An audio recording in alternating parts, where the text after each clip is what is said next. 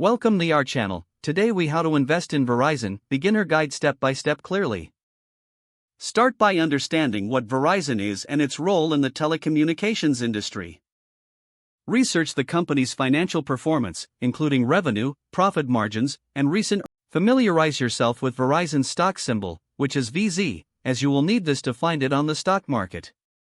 Choose a brokerage account to buy Verizon shares. Select between a traditional brokerage or an online trading platform based on your investment preferences. Open your brokerage account by providing the required personal and financial information. Verify your identity as part of the account creation process. Fund your brokerage account with an initial deposit. Determine how much you want to invest in Verizon, keeping in mind your overall investment strategy and budget.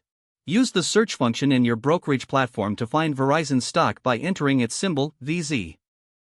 Once the stock page opens, review key metrics like the current stock price, historical performance, and analyst ratings. Decide how many shares of Verizon you want to purchase. Place an order using either a market order or a limit order, depending on your preference. A market order will buy at the current stock price, while a limit order will wait until a specified price is reached. Confirm your order and review the details before finalizing the purchase.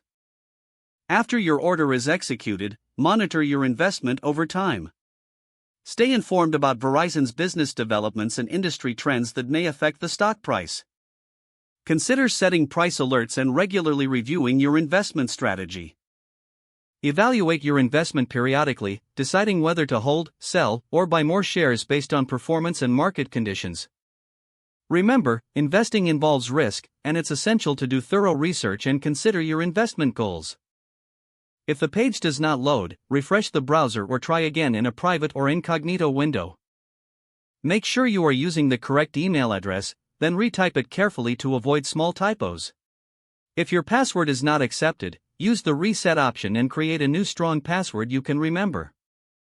Check your spam folder for verification or security emails, then complete any requested confirmation steps.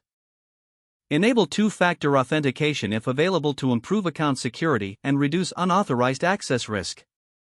After signing in, review your profile details so your contact information and settings are accurate and current. If you see an error message, note it down and try again after restarting your device and internet connection. Log out when you finish, especially on shared devices, to keep your account and payment information secure. Don't forget to like this video and subscribe to our channel for more step-by-step tech guides.